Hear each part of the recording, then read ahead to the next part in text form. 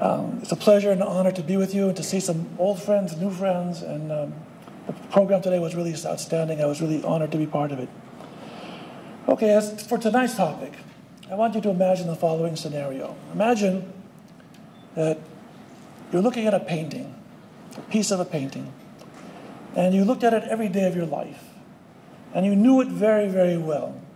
You knew every brushstroke, every shadow, every light, every color. You knew that very, very well.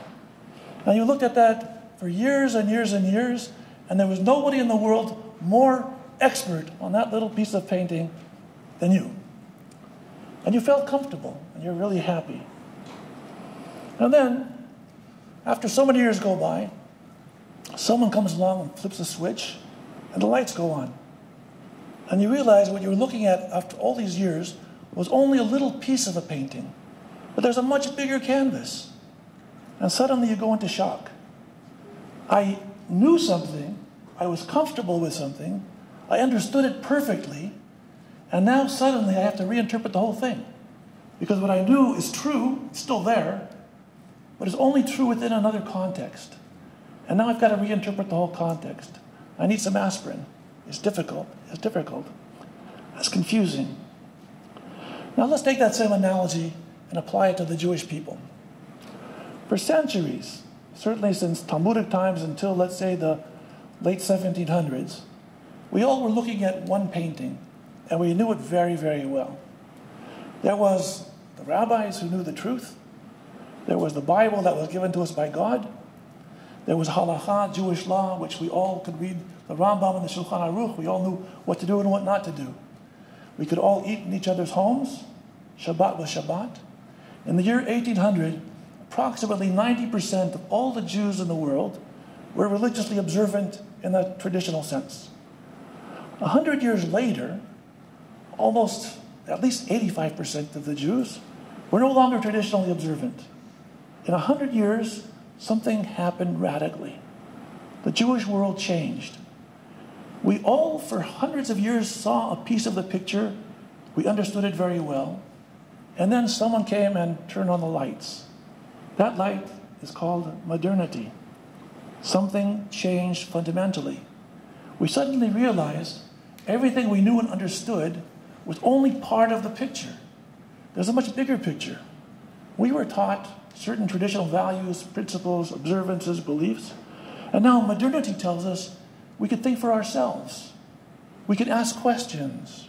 We can observe or not observe. We can be citizens, free citizens. We don't have to be passive victims anymore. For centuries, Jews lived in ghettos. Even when we lived in free societies, we lived with civil disabilities, political disabilities. Suddenly there was emancipation. Jews could participate in society. They could go to colleges. They could run for office. They could become important citizens in science, in law, in everything. The world changed on us. In a 100-year period from 1800 to 1900, the lights went on, and we're still, after all those years, trying to figure out what to do. We're still trying to figure out what are we supposed to do with the original picture, and what are we supposed to do now that we see the picture in bigger context. Well, in case you might have thought to yourselves, is this a problem only faced by the Jews? The answer is no. A lot of people had the same problems. Christianity, all of Western Europe, all America, had to do with the same problem. They also had their Bible Christianity. They had their fundamental principles. They had a pope. The Catholics had a pope. And suddenly they also had to face freedom. One of the most profound books that was written in the recent years was a book by the sociologist, anthropologist of religion named Peter Berger, who is a Protestant. And the name of his book is called The Heretical Imperative. And the word heresy, this is his definition, not mine. Heresy means having choices. Up until the modern period, most people didn't have choices. Or at least if they had choices, they had to keep them quiet. Either you were part of the community, and if you didn't accept the terms, you were thrown out of the community. But you weren't free in the sense of having total freedom of thought and freedom of action. So Berger says that the characteristic of modernity is the heretical imperative. We all are forced to make choices. Every one of us today who is Jewish by choice. Because you could choose to be something else now. Who's going to stop you? We choose to be what we are. And Berger said that there were 3 different kinds of responses to modernity. One, he calls deductive. Deductive means it's a reaffirmation of the authority of tradition, as though nothing has changed. It means I see a piece of the picture and someone turned on the lights. I don't want to see those lights. Those lights confuse me. They mess up my vision of life. I had a holistic view and now that's being challenged. I don't want those lights on. So I want to turn those lights off. And that's a classic example of Haredi Judaism, or evangelical elements of the evangelical, or in the Muslim world too. The more extreme, I don't want to deal with modernity because modernity is dangerous. Modernity is confusing. Then there's a second thing. He calls it reductive. Reductive is a secularization of tradition. It means when the lights went on, many people said, well, we don't have to stick to the old way anymore. We're free to do whatever we want. And they become blinded by the light and they gave up on the tradition. And so you had early reform, and I'm not criticizing anybody, I'm just trying to give an overview. They said the laws are no longer binding on you. You can keep some things if you want. You don't have to keep Shabbat the same way as we used to. You don't have to keep laws of kashrut the way they were used to be done. Marriage laws are changing. Basically, the halakha is not a divine gift. You can do whatever you want. And they created a whole structure. Early reform, extreme reform, had services on Sundays so they could blend in to Christian society. Then there was, besides the more liberal forms of Judaism, there was outright secularization or conversion to another religion. It means that the lights of modernity were so strong, I didn't know how to cope with it. And you still have today, people will look at the tradition and they'll say, that's old-fashioned. That's old country. That's for the old-timers. That's for the old world. We live in a new world. We don't have to keep those things anymore. And so that's part of the philosophy which Peter Berger calls reductive. And then he comes to the third category. That's what I want to get to anyway. The third category he calls inductive. What is inductive?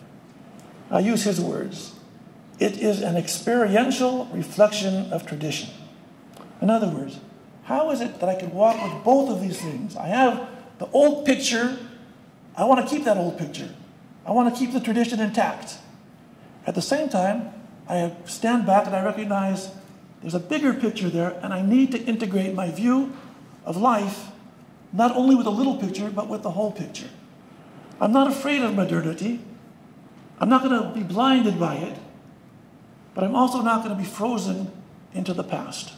I need to find a way of negotiating my traditionalism with the challenges of modernity. This is the point of view that is characteristic of, I call it modern orthodoxy, where the attempt is made, sometimes more successfully, sometimes less so, to retain total commitment to the original piece of the picture. God gave us the Bible. It's not a bunch of folklore written by little old men or little old ladies. God gave us a way of life, which we call halakha, and we're bound by that. Mitzvot don't mean suggestions. Mitzvot mean commandments, and we follow them because God gave us these commandments. We accept those things as true. At the same time, we also recognize there's a bigger picture. We're not automatons anymore. We have freedom. We have the right to think. We have the right to ask questions. We're not bound by the same authoritarian system as existed in olden times. And now that's the big challenge. How do you retain both of those qualities and still retain sanity? I don't have an answer to that just yet. Right? I'm an angel, but I'm not the Mashiach. I can't figure that one out. But I'm working on it. I figure within the next 200 years I'll get the answer. I want to ask, what is the strength of orthodoxy? Since the subject is tonight dealing with orthodoxy. The strength is we really believe in something. No ifs, ands, or buts. There's a strong, fervent belief that the way of life that we're living is somehow God ordained. Different people will translate that in different ways, but fundamentally all Orthodox Jews will stick to that. Rabbi Joseph Soloveitchik, of blessed memory, used to refer to the Masorah community. The Masorah community, I call it the Masorah community, was a community that is devoted to transmitting the tradition from generation to generation. It means the first responsibility I have as a Jew is to make sure my children and grandchildren are also good Jews.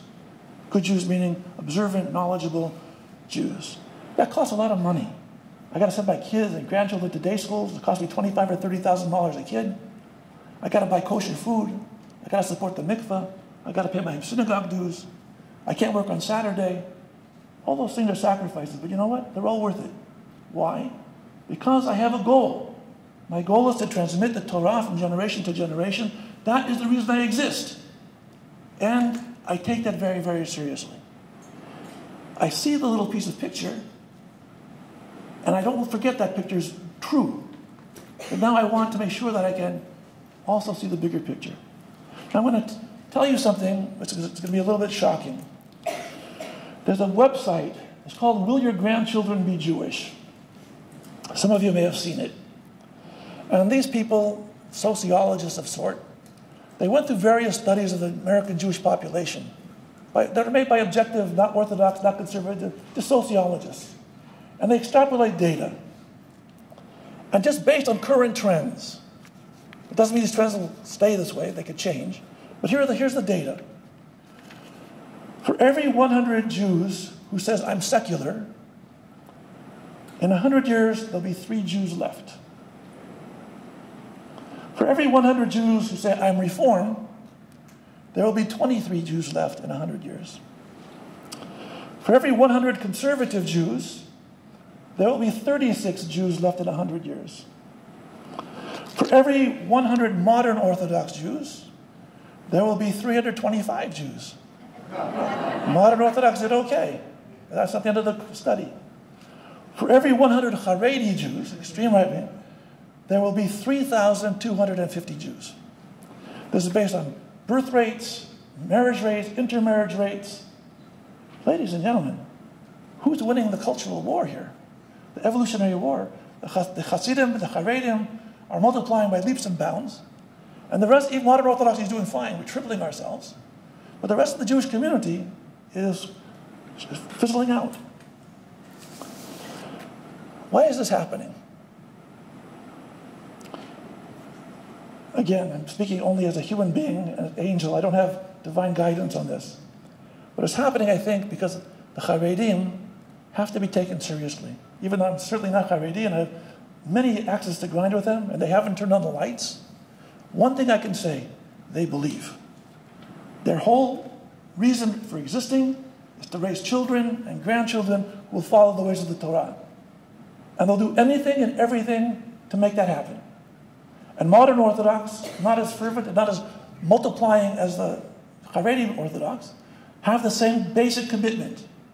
We're going to follow the Torah, and that's my first mission in life. And if I fail, I cry, but I don't want to fail. I'm willing to spend whatever it takes to make that happen, time, money, effort to make it happen. Other Jews, who are wonderful people, also have different kinds of commitments, but obviously not to the same extent as the Orthodox. That's what the numbers are saying. Afterwards, you can yell at me and ask questions. Rav Soloveitchik, in another one of his essays, said, so what are you supposed to do with non-Orthodox Jews? And he answered, Jews are governed by 2 different destinies, 2 different covenants. One he calls the Brit Goral, and one he calls the Brit Yehud. Brit Goral means we're Jews by fate. We're born into be the Jewish people, and we're stuck, and we got to be Jewish. Anyone who says, I'm Jewish, whether they're observant or not, they're part of the team, part of the nation, part of the family. But that's one covenant. But the other covenant is a covenant of destiny, where I choose to associate myself with the Torah, to follow it the best that I can. But Rabbi Soloveitchik's vision, who's certainly very orthodox, his vision was all of us, regardless of we're Orthodox, non-Orthodox, believers, non-believers, whatever we are, we're all part of one family, and we have to find ways of talking with each other. Well, it's one thing to say that, and it's another thing actually to talk with each other. And one of the problems is that within the Orthodox world that I'm describing, there's a feeling we're the real Jews in the sense that we're really committed, and the rest of you are watering it down. You're not as serious as we are. That's a stereotype. It's not true and fully. Because there are people who are not Orthodox, not believers, who will give their life for the Jewish people, who sacrifice everything for the Jewish people. So I'm just overstating my case a little bit. But if the Orthodox would stop and look backwards, stand back a step, they say the non-Orthodox communities actually are doing something that we're not doing. And we can learn from them. For example, the non-Orthodox communities actually see the light. They actually understand that Jews are part of a greater society. They don't live in ghettos, not physical and not spiritual. The non-Jewish communities respect freedom of autonomy more than the Orthodox. If the Orthodox are very particularistic, the non-Orthodox have a much liberal and grander and, I would say, more intellectually appealing view of life. The only thing is, how do we get those two things together, where you could have this intellectually beautiful, liberal, universalistic view of life, and at the same time maintain your particularism? So now I want to go just for a little bit into some of the internal divisions within Orthodoxy. We have, as you know, a very vocal and large Haredi or right-wing Orthodox community. They know the absolute truth. All of us in this room, unless we're Haredi, are benighted. We're not as close to God as they are. They're ruled by Gedolim, or they call them Gedolim, people, great rabbis who were able to tell them, and those rabbis have the ultimate truth. Those groups, and I'm stereotyping a little bit, and I apologize, but just to give you a flavor, they're so sure that that little piece of square of the picture is the whole truth that they want to shut out the rest of it. And let me give some concrete examples. We have a friend whose child was in a modern Orthodox day school in New Jersey. And the teacher was, as often day schools are, they're from the Haredi background. Modern Orthodox Jews are too fancy to go into education. They want to be doctors and lawyers, or accountants or something. So the teachers that we have in our schools are not necessarily representing our philosophy. So the teacher was teaching about the world is 5,700 something years old. So, and therefore there were no dinosaurs. So one of the kids, 10-year-old kid, says, but teacher, on Sunday I went to the New York Museum of Natural History and I saw dinosaur bones. I saw dinosaurs. They're millions of years old. I saw them. And the teacher said without blushing, you did not see dinosaur bones. You saw dog bones that got swollen in Noah's flood. That's a true statement. You saw dog bones that got swollen in Noah's flood. Those were not dinosaur bones. In other words, turn off the lights. I received an email, Orthodox Jews do not believe in evolution. That's false. I don't know if I believe or don't believe, but one thing I know is Maimonides taught us, anything which is scientifically true is true. Religion can never come into conflict with science because they both came from the same God. And therefore, if science can prove something, I'm not going to turn off my brain to believe something that isn't so. So it's possible that God, in his infinite wisdom, created the world via evolution. How do I know how God created the world? I wasn't there. It says God created human beings from the dust of the earth. Could have been from a cell. Could have taken 1 million years, 1 billion years. How do I know? We don't know. And we don't have to know. That's God's wisdom. But if science is able to demonstrate something plausibly, I turn the lights on. I recognize that the world has changed. And I have to change my thinking also. And let me give some more technical examples, not from the world of science. In the 1800s, the Orthodox community, especially in Europe, felt very threatened by the rise in Reform. Many Jews were converting out of Judaism. Many Jews were going to the Reform movement. Many Jews were becoming neutral. And the Orthodox didn't know how to deal with them. It was happening so fast. So people like the Chatam Sofer, who was one of the great Gedolim of that generation, was so adamantly anti-Reform, he didn't want any Orthodox children to marry into the Reform. It was as though they were a different race, a different religion. And the idea came up that we're the good Jews, we keep all of the mitzvot. And they're the bad Jews. They don't keep all the mitzvot. And therefore, we should build walls between us and them. We're the good guys, they're the bad guys. Well, it's one thing to say that, but then let's say a person wants to convert to Judaism. Well, in those days, rabbis, mostly Eastern European rabbis, said to convert, you've got to be like us. Who are we? We keep every mitzvah from beginning to end. The Rambam doesn't say you have to do that. The Shulchan Aruch doesn't say you have to do that. The Talmud doesn't say you have to do that. The first rabbi that said you have to keep every single mitzvah in order to convert to Judaism was a rabbi named Rabbi Shmelkus, Yitzchak Shmelkus, in 1876. That has become normative Orthodox practice. But that isn't the original halakha. That is a halakha that grew up in 19th century Eastern Europe as a reaction against reform. Now, if we would turn on our lights and say, just a second, we're living 100 years and more after that. We're not living in Eastern Europe. We're not waging the same fight against reform. We don't have to follow those same rulings which were made in a specific context, which is so alien to the context in which we live now. So we had a great thinker like Rabbi Uziel, who's the chief Sephardic rabbi of Israel, who died in 1953. And Rabbi Uziel said, it's a sin to turn people away who want to convert, even if they're not going to keep the mitzvot. Why do we need to convert them? They're going to marry a Jewish person. The children should be raised Jewish. Rabbi Uziel's point of view was, we're living in a different era. The lights have gone on. Something different. Or let me give another example. In 1919, there was a big battle in the land of Israel. Before there was a state, they had different communities, moshavim, kibbutzim, and they had councils that governed these organizations, these little societies. And the question was, can women vote? In those days, you have to remember, 1919, I'm not sure women could even vote in the United States. Much of Europe, women couldn't vote. So the question came in Israel, can women vote? And the question went to Rav Kook, who was a great Ashkenazic rabbi. And Rav Kook said, absolutely not. Women are not allowed to vote. Sorry, Rabbi. Yeah. Why can't they vote? Because they're not as smart as men. It's not modest for men and women to associate with each other in the polls. It's not traditional. Also, if you allow women to vote, they may disagree with their husband, they'll cause divorce. They'll argue with each other. The same question about Rabbi Uziel. Rabbi Uziel said, there's such a thing called human rights, which is very interesting that he should talk in those terms in the early 1900s. Rabbi Uziel wasn't university educated.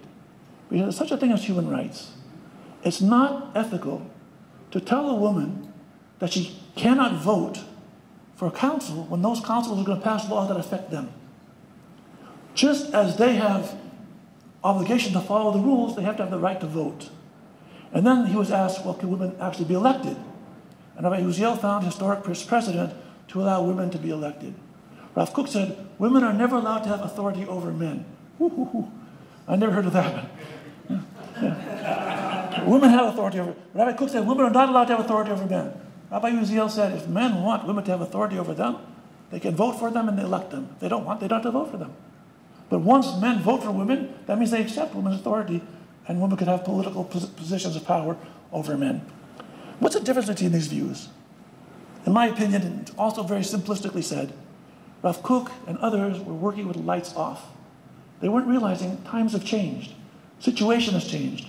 Modernity brought new values, and those values cannot be ignored.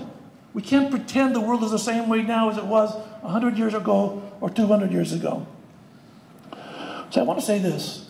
The battle for the soul of orthodoxy is not really a battle between Haredi Orthodox and modern Orthodox.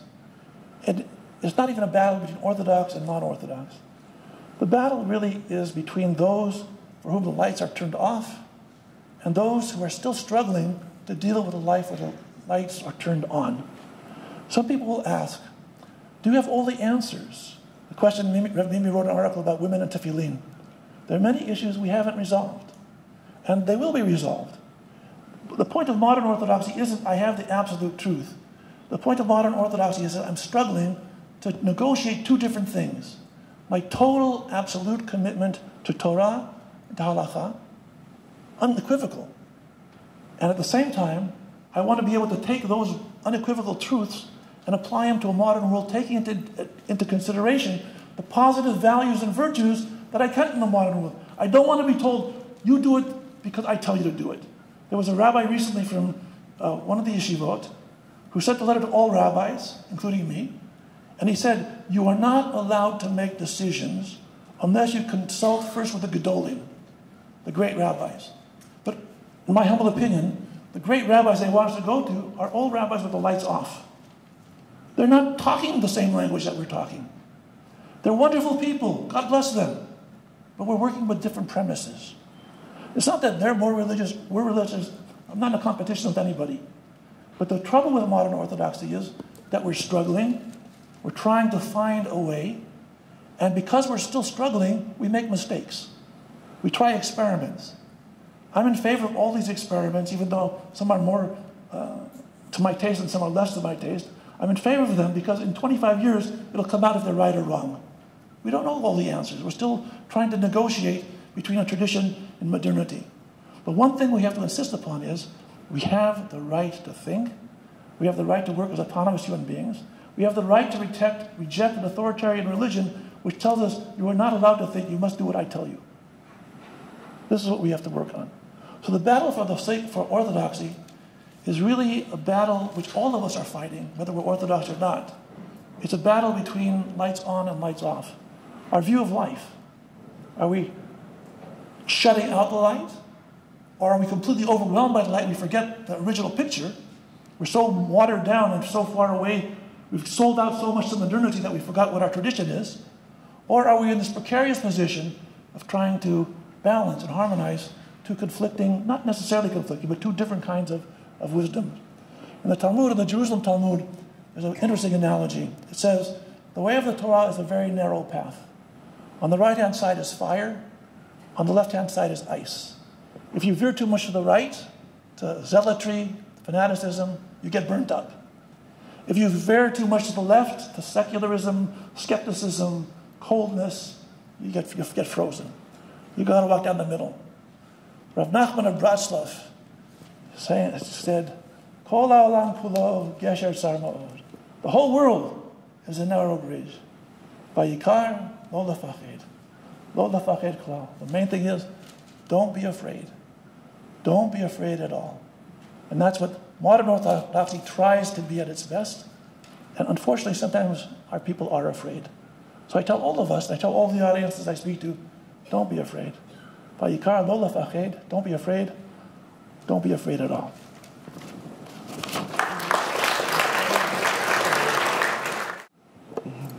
Blessed One, Mother of all, thank you for tonight. Thank you for our hosts. And thank you for everyone who is here tonight. And I want to thank you. It's been a long time since I've actually sat and taken notes of someone else speaking. I'm in trouble. It was a good memory, and thank you for that. I suppose the question I want to start with is a question of how far back do we go and how far forward are we looking? And there are notes that I prepared, and then there are notes that I've taken, so I think I'm going to actually respond a little bit. And maybe I'll start from the end, or maybe I'll start from the beginning. Not sure. I want to start with an anecdote, actually. Last year at school, it was towards the end of the second semester, and a student walked into my office. A student who had avoided talking to me for almost 2 years. Those are the ones that I love. I keep my eyes on them. I keep them close in my prayer life. And I wait until they're so desperate that they have no choice but to come talk to me. And that's what happened that day. Twice in one day. And I'm walking by, and this is how it goes. The door's open. I leave it open. They walk by, thinking that I don't see, and I go, "Hey, dear one, how you doing?" They kind of look back, smile, and they go, "All's good," and then they walk on. So he walks into my office. It's about 2 weeks to the end of the semester, and basically I think what he wanted was for me to convince him to leave rabbinical school. Now, I have no problem in doing that, if I think that that's actually what would be necessary in that moment. Then he says to me, he says, "You're someone who's made all the right decisions in your life." I'm thinking, really? There's an ocean and a continent between me and my family. My mother is now at 6 o'clock in the morning in Yerushalayim and is listening on the phone so she can be here. I'm a female Orthodox rabbi that lived in the rabbinic closet for a decade because God forbid someone should know that she was actually ordained because she will be excommunicated.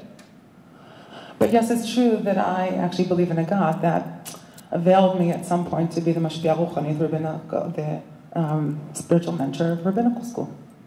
And there's actually a Rav, an Orthodox Rav, who's willing to stand and be in dialogue with me, which is why it's a good thing that I was a history major. And I know that in history, my life is endless. But in history, every day is endless. But in history, at best, I'll be a sentence, not even a paragraph. And that's also true. So he said, you've made all the right decisions in your life. So I think that this is the wrong place for me because I thought coming here that teaching Torah is what I do best. And I don't think that that's what I do best. To which I said to him, I said, dear one, best is not a word that I live with. And the reason for that is that the God that I believe in, this world is not that God's best. When I look at the world, the God that I believe in could have done a better job. So therefore, best is not a criteria. Devotion is a criteria. Commitment is a criteria. Purpose is a criteria. And those are the questions that I ask. Not best. So I want to start with actually asking those kinds of questions. I don't need an open orthodoxy. The truth is, I don't even like those words. Not open and not orthodox. Since my mother did get up so early in the morning, I do want to honor her. And there's a story that she tells, and I shared it last night when we met, that I don't remember, and I'm grateful for her for remembering. So my family made Aliyah when I was 8 years old. They decided to make Aliyah when I was 2, which meant that I grew up knowing that America was temporary, or no vacations because we're going to Israel, no painting the house because we're going to Israel, no because we're going to Israel. And I come home, we made Aliyah to Bat Yam, not Bat Yam, Bat Yam. It's called Aliyah Yeshira, like very direct Aliyah. The only other person in the whole school that spoke English was my brother, who was 5 years older than me, which meant no one spoke English in school. And I come home one day and I say, so what Edah do we belong to? What ethnic community we belong to? And they said, what? I said, yeah, they asked me what Edah do we belong to? Because in Israel, it really matters. You're Ashkenazim, you're Sfaradim, you're Iraqi, because Sfaradim, you're Iraqi, you're Kurdi, you're Samich Tet, you're Sfaradi Tahor. I mean, like, all of these make a difference. So they asked what Edah I belong to. And my mother said, and what did you say? And I said, I belong to Adat B'nai Israel. And that's the home that I grew up in. And that's the home I like to identify myself with. So I need an orthodoxy, I need a Torah, I need a Judaism. I don't even like that word, Judaism. I need a Torah. I need a God voice, which is honest and courageous. That's what I need. And I need people that live a life of devotion and of commitment and of purpose. Those are my partners for conversation. And the truth is, I don't need to eat in everyone's home. That's the truth. But I need to be able to talk to everyone. I need to be able to love everyone. And as some of you know, I personally need to be able to hug everyone. So what are you going to say? I'm going to say that I'm a Haredi Jew because of the way my Shabbat looks and my Kashrut looks? Are you going to say that I'm a Haredi Jew because actually I'm wearing a black hat? Ooh, Wrong gender. Sorry. Oops. Are you going to say, what are you going to say? How are you going to define me? Because the question isn't an answer. The question is a question. I need a tradition that asks questions. I need a keeper of the gift of question. I don't need answers. So I want to share with you one of my covenantal texts. I have this gift of having a seminar with the seniors every year. It's called Text as Spiritual Mentor. And in that class, what we do is I first bring what I call my covenantal texts. These are the texts that define me. And then I have my students present their covenantal texts. If they were going to create a textual snapshot, so you now have an opportunity to be in 5th year, 6th year, your last year of rabbinical school, you just all straight. It just transported you all to your last year of rabbinical school. So you're going to offer a textual snapshot of who you are and what defines you and what created you to become the person that you are. What would that be? And these are one of the texts. And I want to share 2 of them tonight. One is from Derech HaMelech, Teachings of the Piasetzner Rebbe. Reb Kalman Shapiro of Piasetzner left the world on the 4th of Cheshvan, 1943, in a labor camp, in the Travniki labor camp, and was known as the Warsaw Ghetto Rebbe. But the truth is that he left us with a plethora of teachings from before the war. And I want to share something that he teaches on Shavuot of 1925.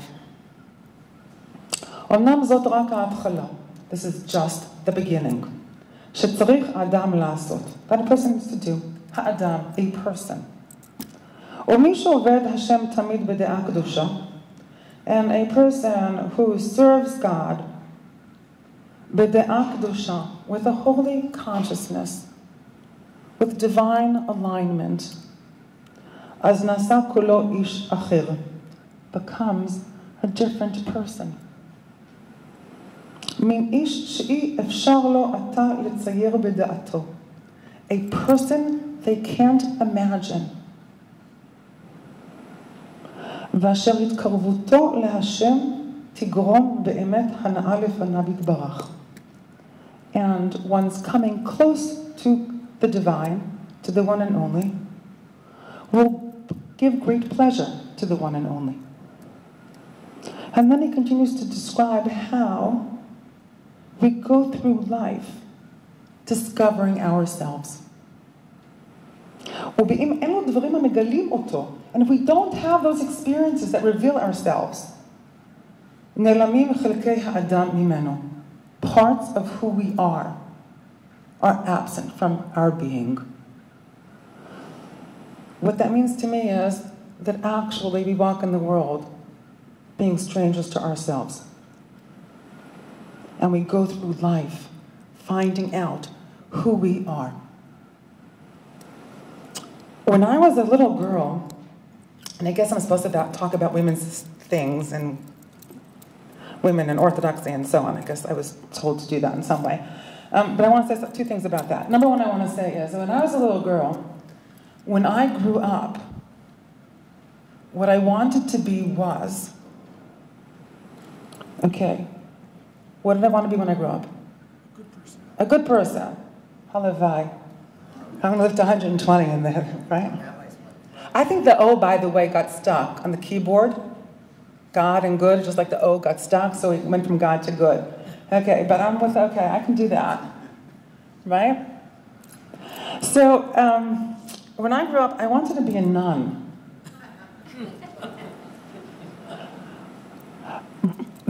Boys had rabbis that lived a life of service.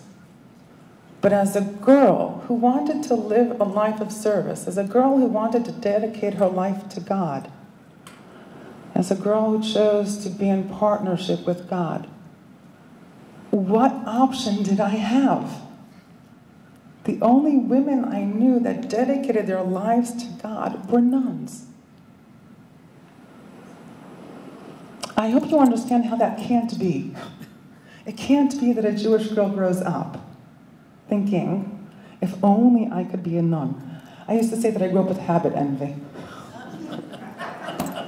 Oh, that's how I became Orthodox, right? Because I needed all these habits.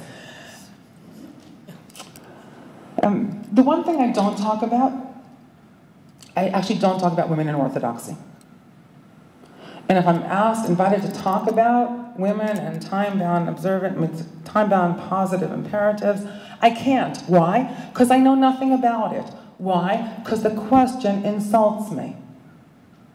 And the assumption that I, as a woman, are going to talk about women's issues insults me. And that you are going to, that my gender is going to define what it is I'm going to learn. That insults me. So I can't really talk about it much. What I can talk about is what my image of the world that I want to live in is, what the image that I want my students to raise their children in. And I want to say that this is always the moment, if there's one thing I live with, it's my faith in God. And thank God, God is eternal, and my faith will continue to draw from there. And I live with a lot of hakarat tov, a lot of gratitude. Gratitude to people that have been courageous throughout the years to walk with me. Gratitude to people who have offered me partnership in ways that seemed impossible. And because of that, have offered me community and soul children and students and a legacy to leave in the world and receptacles for that. And people to receive my love that I can share with. So I want to talk about the vision of the world that I want to live in, that I believe in. And Rav Kook, I know I have to tell you, it's been a while since Rav Kook has been actually described as a fanatic living in the dark. But I think he wants to thank you for that, because all this light around him can be blinding at times. So, but Rav Kook, in the third section of Orot HaKodesh, he teaches, there's a section called Bakashat Ha'ani Ha'atzmi, the seeking of the essential I. It's also one of my covenantal texts. It's how I became who I became, where I grew into being who I am. And Rav Kook starts with this sentence, V'ani b'toch ha'gula. He quotes the prophet Ezekiel, and I am in exile, which in Yechezkel, in Ezekiel, is a geographical location. But for Rav Kook, it's an existential state of being. I am in exile. And the reason I'm in exile, or the I is in exile, our identity is in exile, is because when God said, when God asked, Ayeka, where are you? Adam did not have a clear answer. He had an excuse. He had a story. Ultimately, I like to believe at times that there's actually only one answer to that question, Ayeka, where are you? And that answer is, Hineni, I'm here. And no one gets to define that Hineni. And I would say, the Piaseczny Rebbe would say, even we don't get to define that Hineni. We get to evolve in that Hineni. We get to grow in that Hineni. We don't get to define it. And we're not defined by it.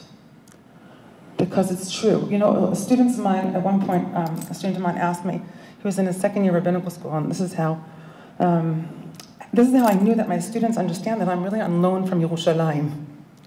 And he asked, he said, Reb Mimi, will you be here for my ordination?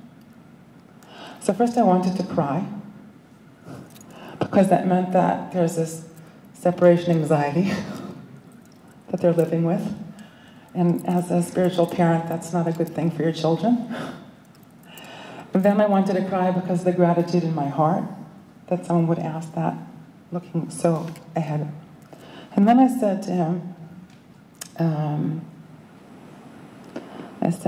I can't answer that question. And this is the reason why not. The only way I can answer that question is based on who I've been until now. So let me tell you how it goes. Until now, I've worked places for 9 years. In year 8, there's a major blow-up. I live it out for another year, and by the end of year 9, I have to leave. I said, we're in year 8 now. So you're asking me a question that you want me to answer based on who I have been. But I think that we have a relationship in which what you really want is an answer based on who I will be. And because I don't want to give you an answer based on my past. Because what we're creating together is the future. Rav Kook says, מפני שלא ידע לענות תשובה ברורה על שאלת היקה. Because Adam did not know how to answer the question, where are you? Then Rav Kook unfolds it. How did Adam know not to be honest about himself? Oh, he knew. He learned from the vegetation. Because God asked for etz pri or sepri, a tree of fruit that bears fruit, and we ended up with a fruit tree. Oh, so that means that Adam learned that you hold back. You don't walk in the world in your greatness. You hide your strength. You hide your vitality. You hide your ability. You don't share the greatness of who you are. Then I said to myself, okay, where did she learn that from? It had to be. And then Rav Kook kind of alludes to he says the moon wasn't happy. And then alludes back to the Gemara in Chulin, 60b. It's a wonderful page of juxtapositions in the story of creation. One of them is, on the one hand, it says Shnei Marot Gdolim, the 2 great lights, and then a few verses later, a few psukim later, we have Marot Gadol and Marot Katan, the big light and the small light. Okay, how can that be? We have the Sarami, the contradiction of 2 verses, 2 sources that have equal qualifications. And then the Gemara unfolds this beautiful story that women love to share because that's how we claim Rosh Chodesh. Oh, we claim Rosh Chodesh. That means what? No laundry until noon. Thank you. Mrs. Moon comes to God and says, we have 2 great lights, Shnei Marot Gdolim, and Mrs. Moon comes to God and says, sorry, we can't do this.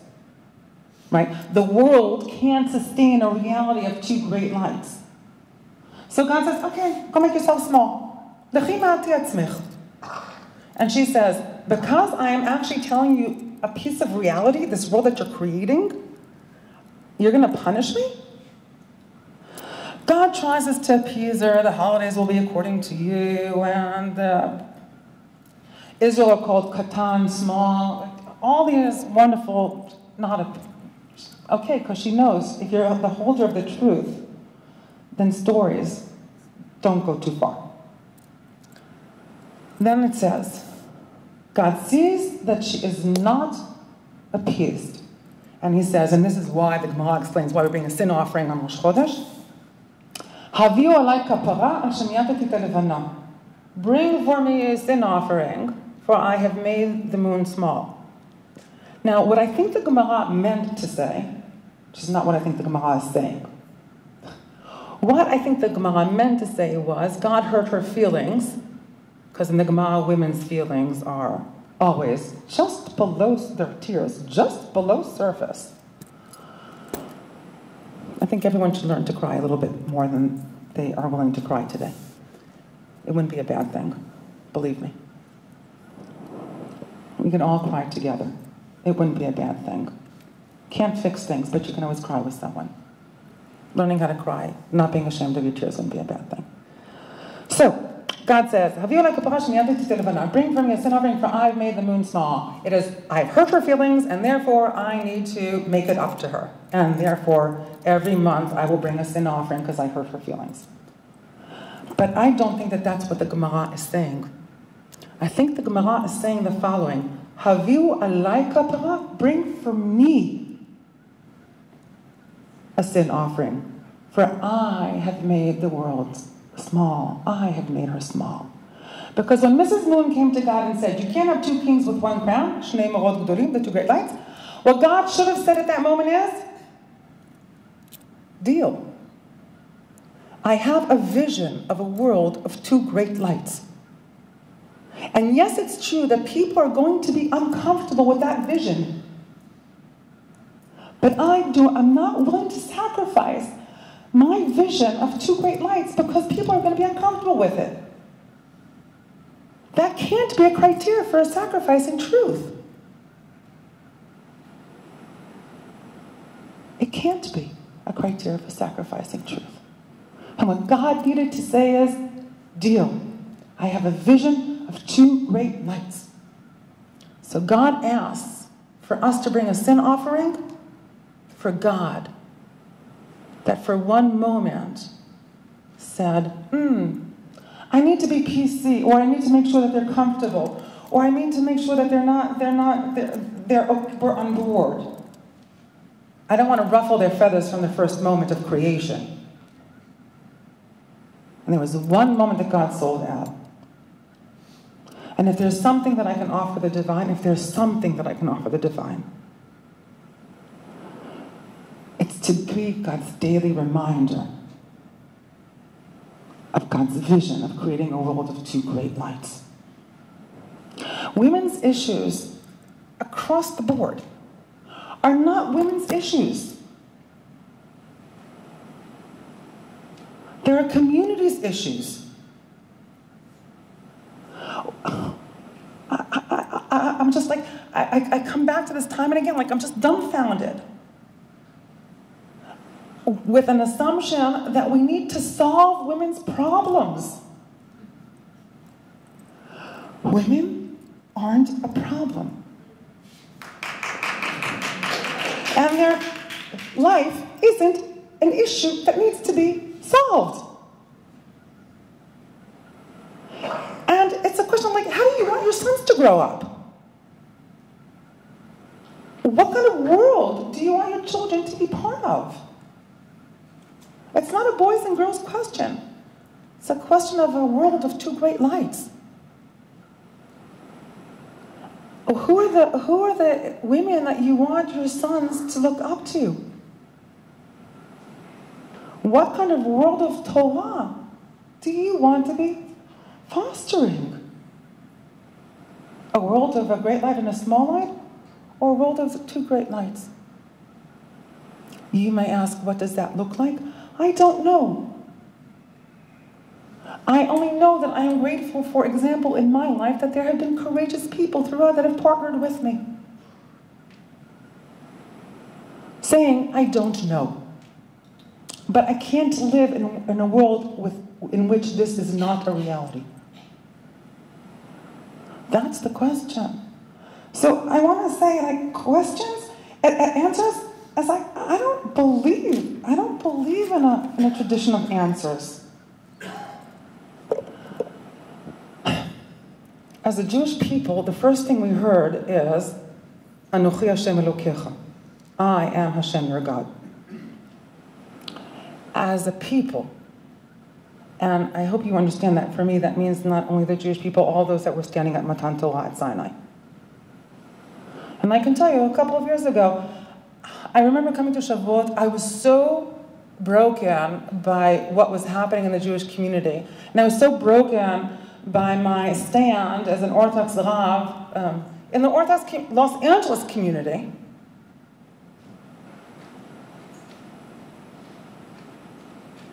Okay, I think my hand has just said everything I want to say on that. Because God gave me a gift of words, and I'm actually going to hold on to the pauses between my words and take a deep breath. That Shavuot, I said to myself, I am going to stand alone. When Matan Torah is going to be read, and we're all standing there at the bottom of the mountain together, I said, I'm going to go stand with the Gerim. I'm going to go stand with the Jews by no choice. Because I can't stand with my community. But I can stand with the individuals that have made a no choice but to be who they truly are. And I shared this with a couple of friends, and I have to say, and I don't want to shame him in public sight, he will remain nameless. But when it came time to credit Torah, and I always, truth be told, I always daven near the mechitza. It's actually how I get to daven with the guys. That's also true. So I'm standing, and the Torah is being read, and when it came time to Matan Torah, this friend on the other side of the Mechitza, he was mechitzali challenged on the other side. I learned when I got to Los Angeles that they're Hasidim and Hasidically challenged. So they're women and womanly challenged. No. So God bless him, he came and he stood next to me as a way of saying, you can't stand alone. I won't let you stand alone. So who are those people? So Matan Torah, we hear Anochi, I am. God's making a statement. But as human beings, the prerequisite of being able to hear Anochi is being able to hear Ayeka. The prerequisite of making a statement is being able to ask a question, is being able to hear a question. So I don't need open orthodoxy. I need a courageous orthodoxy. I need an honest orthodoxy. I need an orthodoxy. I need a Torah. I need a world of Jews that are not afraid. I need people to move from fear to freedom. I need commitment. I need devotion. I need service. Because if there's something that we've lost in modernity, it's a concept of service. We think equality is a Jewish concept. Sorry, I don't believe in it. We think egalitarianism is a Jewish concept. I'm sorry, I don't believe in it. But I do believe in service. And we don't know. We've lost our memories of what it means to live a life of service. What it means to serve the one and only. What it means to serve the wisdom and the light of the one and only. What it means to serve our teachers. What it means to serve our students. What it means to serve our parents. What it means to serve our children. What it means to serve each other. So I need a community that's built on service and of faith and of willing to live in the unknown. I don't need answers. I need partners for questions, because our answers are what separate us, but our questions are what keep us as one.